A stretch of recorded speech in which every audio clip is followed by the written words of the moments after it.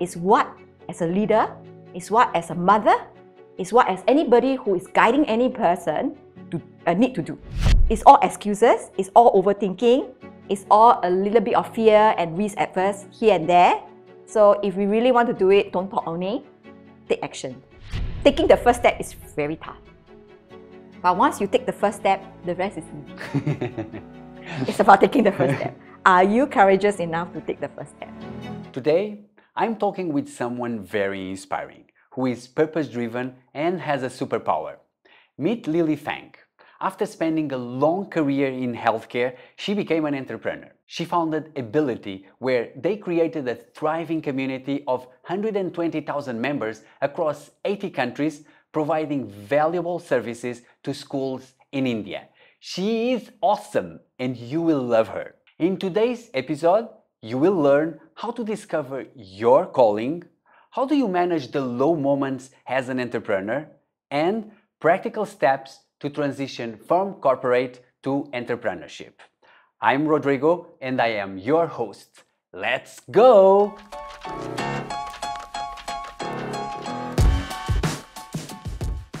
When was one moment that you look back and it was like you really felt fulfilled with what you're doing now?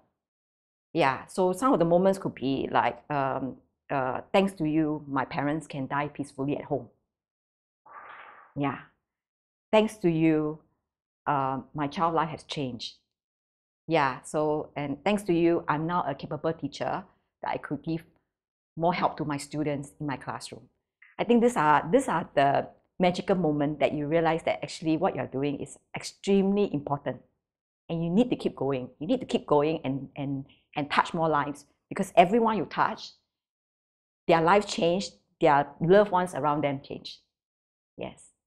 Yeah. And I always believe that why my calling is women and children is because if the mother is happy, the family will be happy. Yeah. And in those moments, can you tell me how do you feel? Like, what's the feeling look like? You actually don't really feel it because we are into it. You are doing the task. You're just doing it, you know. I didn't do it because I want you to feel good about us. I'm doing it because I want to help.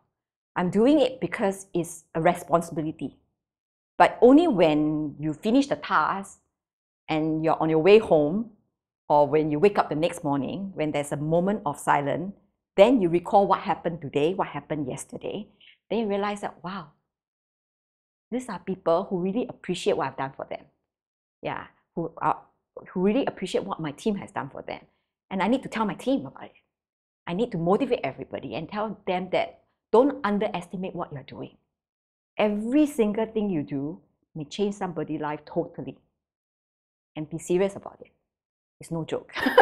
So I'm a crazy Lily. I'm a, you know, to them it's like, Lily is crazy. Lily is crazy, you know? Yeah, you just have to be crazy. You just have to imagine the impossible to make it happen. Yeah. What do you think is your superpower? Yeah, I'm just, okay. My daughter has ADHD, and everybody think that, okay, ADHD is you have something, you're inadequate. You're not able to focus, you're not able to do anything. I thought my husband is the one who has ADHD. That's why my daughter has ADHD. And I slowly realized that I actually the one who has ADHD. And ADHD, I always tell my daughter, how can you turn on the computer, read your book, and listen to music, and listen to our conversation at the background, and comment about my conversation with my husband? What is wrong with you, you know? How are you going to focus? And then, because now I'm into this space, I realized that, wow, Valerie, you have superpower. You have superpower that a lot of people don't have. And I think I have the same as yours. I can be laser focused and yet know what is happening around me and have the ability to turn on and switch off. I can do that. And I realized that I see that in her. And when I'm laser focused, nobody can beat me. I can be very fast and my output is beautiful. Yeah.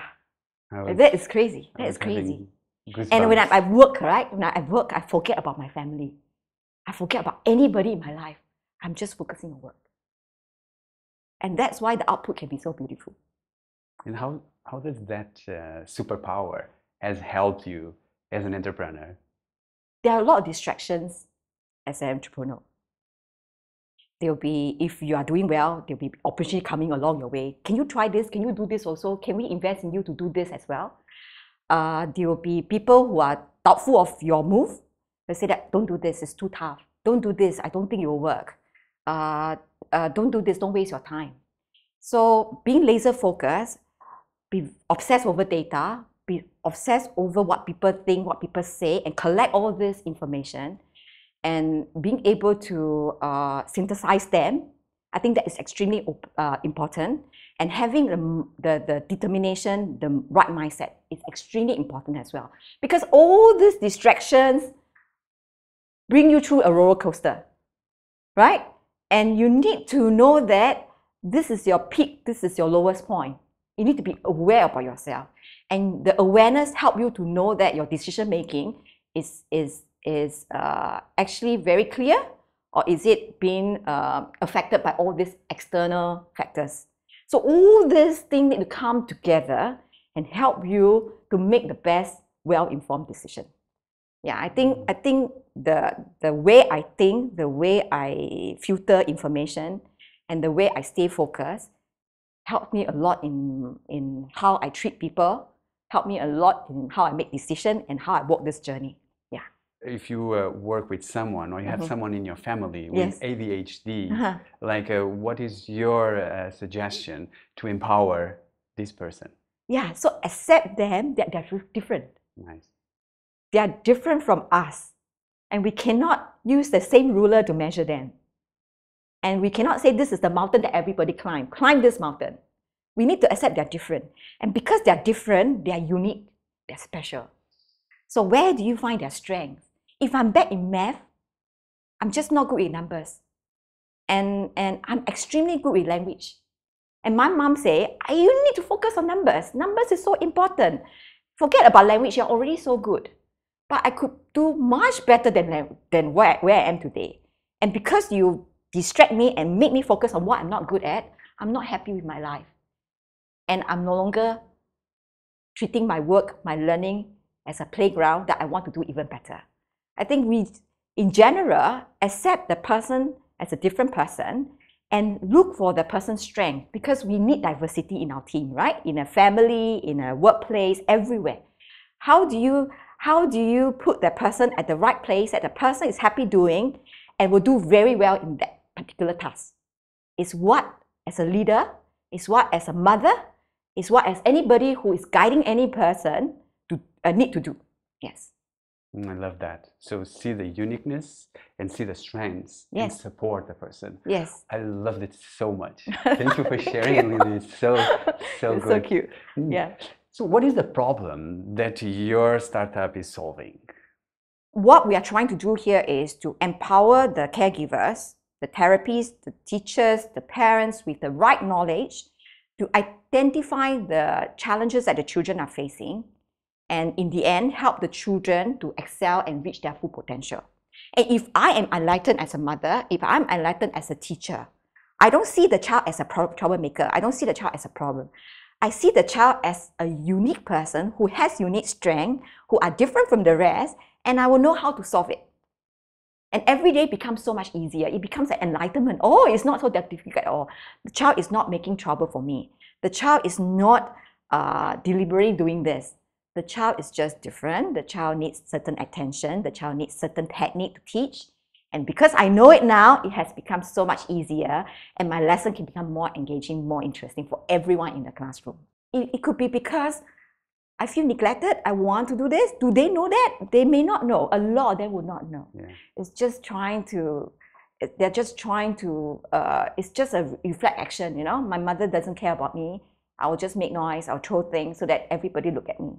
Yeah, but do they do it intentionally? A lot of them do not do it intentionally. They don't even know. They don't even know why they cannot sit still.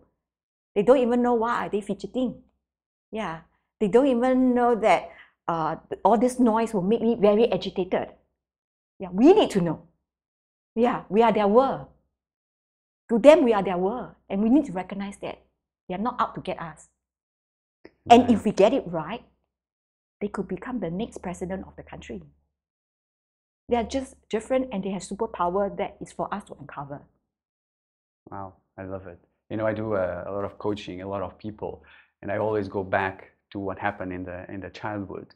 It tells a lot about what's happening today. Yes. So I really love that you are preventing, you are working with the child so that in the future there's the person can fulfill their potential. Yes. We are who we are today. I love it. I'm who I am today because of my childhood as well. Yeah. Yes. Yeah. Can you share a transformation story, either in an individual or a community that was impacted by your startup?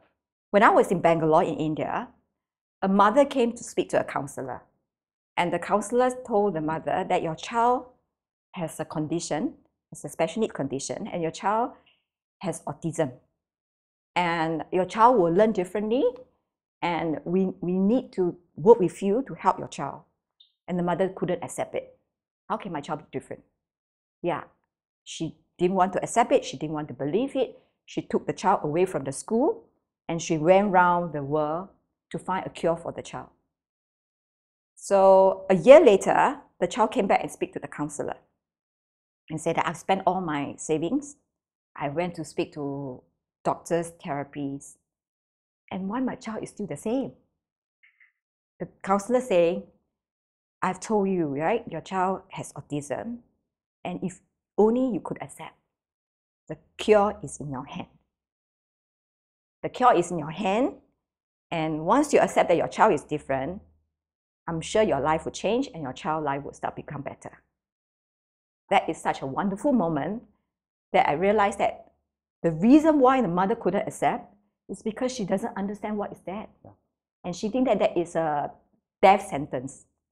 Yeah, but if only she knows and she accepts that the child is different and start to look for the strength of the child and start to work with the child and build trust with the child and let the child come into her world, everything will start to change. And that's what I believe. My daughter has ADHD.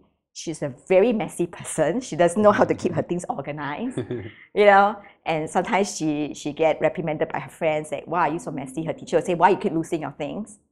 But I always tell her, you are different, you have superpower, and I like it when you are so happy. Yeah, so she's a very happy girl, and she knows she's different. And she's proud to tell everybody I have ADHD. And versus somebody who may not accept that the child is different, the child will feel that, oh, I'm inadequate, I have this. You know, I've seen kids who realize that they have this condition when the parents say, oh, no wonder you're like this because you have this. We need to do something about it. And the kids suddenly feel that, oh, the world has collapsed on me. You know, no wonder I'm so lousy. Because the mother already labeled the child and said that because you're lousy, that's why. Because you have this, that's why you're so lousy. Indirectly, the child just felt that I will forever be lousy because I have this. Yeah. And this is so common. So common. Yeah. Never label the kids. Just know that your kid is different, but your kid has his own strength. And our job as parents is to find out what are their strengths and help them to grow from there. I love your energy and I love your focus on helping others and create a positive impact in the world. And actually that was the main reason why I wanted to talk to you, and I'm really happy that we are having this conversation. But along this journey as an entrepreneur, so you were working for a company and now you are an entrepreneur. What has been your biggest challenge as an entrepreneur? When I went to India, wanting to help the children in India, helping the mothers in India, everybody said, why go to India? It's a chaotic place, it's a huge country. You as a Singaporean, would you be there getting yourself into trouble? When I was in India, such a beautiful country. So it's about you not being affected by people's opinion, could be their background, their limited understanding, but for you to discover and uncover yourself and collecting enough data points for you to decide what is the right call to make. I think as entrepreneur, there are a lot of roller coasters that you have to go through every day. There will be mindset change that you need to protect all the time. Be very aware about what is the information that is being fed to you. How is it affecting how you think, how you react? How you feel, very important, because how you think, how you feel will translate to how you react, how you do. And that is a cycle. A lot of our audience, they feel like they want to help, and there's something inside of them that they feel like, I want to do something to help others. But sometimes it's hard to find that calling. What is your advice for someone that has this feeling that I really want to do something to help others, but doesn't know where to start? How to find that calling? There's no such thing as nowhere to start as long as you're willing to find. You put in enough time, enough investment to find it. And a lot of them think that if I have to find it, I have to do it full time. I have to give up whatever I have to do it. That is not a necessary move to make it happen. So a lot of entrepreneurs say, oh, I want to start this, I want to do that, but I have to give up my career, I have to give up my what I have to do this full time. I say, why do you need to do it? Well, my situation is slightly different because I was taking a break to take care of my kids, and I was jumping into something that I chanced upon and I fell in love with it. For a lot of people who already have certain commitment, who need to fulfill their commitment and do not want to take such a big risk, and you really want to find things that you want to do and to really discover more about yourself, is to do something part-time. During your free time, we all have 24 hours. It's not like we're going to work 24 hours.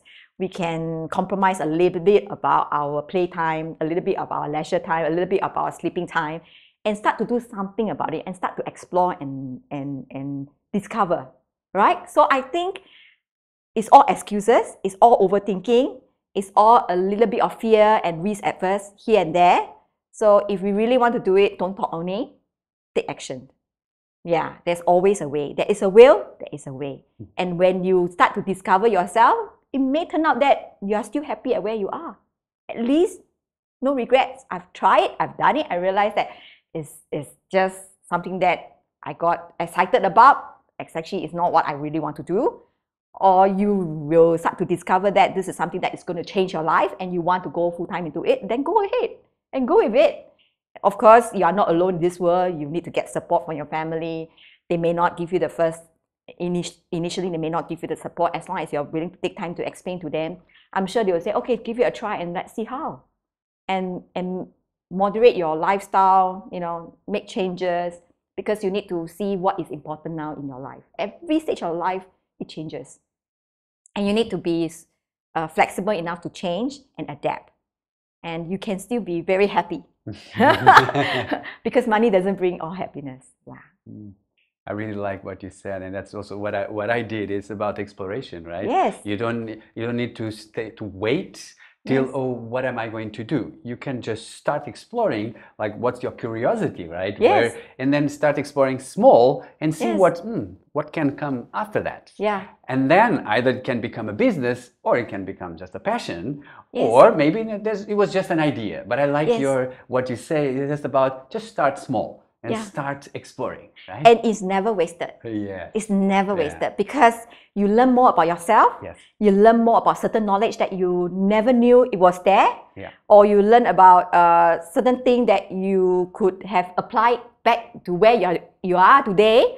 There's so many things. The more you learn, the more you realize that there's so many things you don't know. Right? Yeah. And my dad always tell me, every one of us should be like a weed. The higher you go, the more you should bow down. Because that is when you realize that there's so much more things that you need help with. There's so much things that you need to know. Yeah. Never be arrogant, and that's the time that you will start to fail. Yes. Yeah, I love that.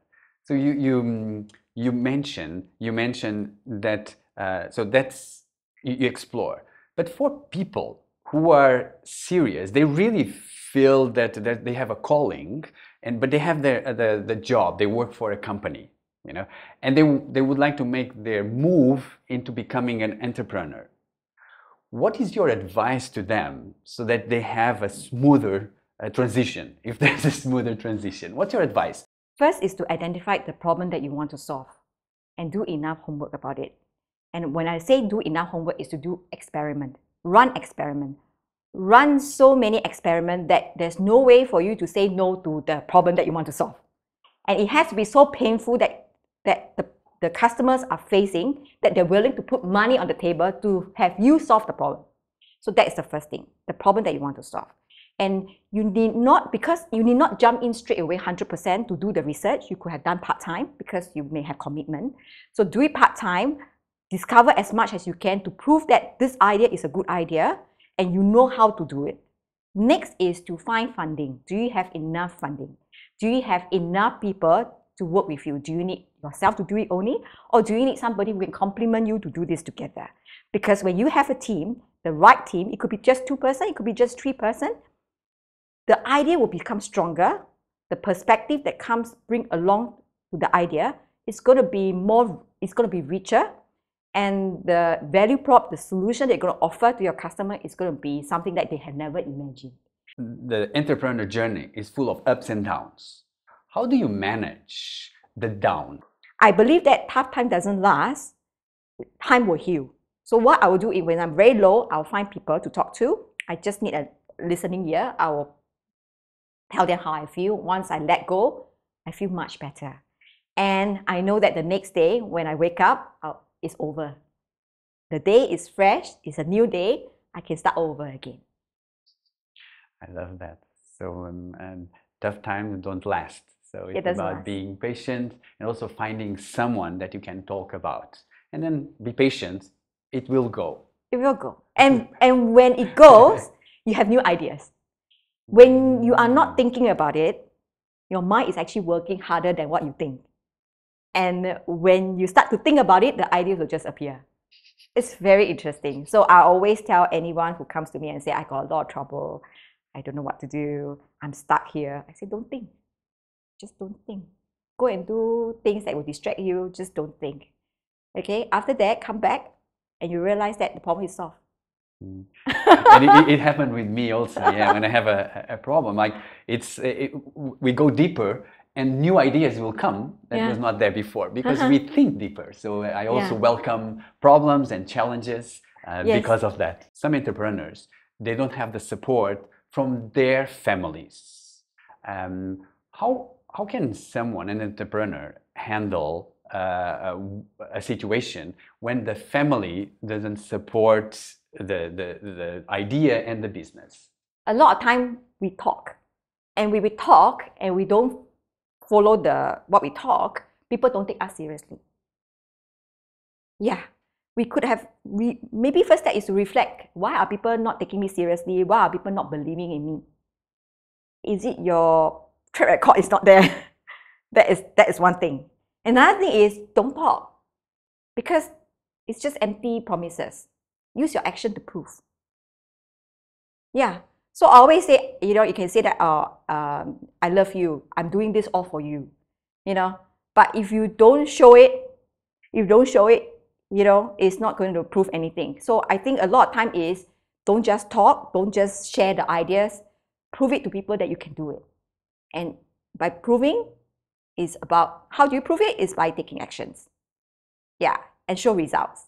Whether it's a good result or bad result, at least you try. And that is what can prove it to people that you are serious. Yeah, because there are a lot of doubts that people have because of what they perceive in you. Your track record, your behavior, your personality. That's how they perceive. They have they stereotype you, they box you into a certain profile that they think that, it's a lousy one. It's another idea of yours is not going to happen. Yeah. What you need to do is that to use your action to prove it. So taking the first step is very tough. But once you take the first step, the rest is easy. It's about taking the first step. Are you courageous enough to take the first step? So to finalize, people ask you a lot of questions.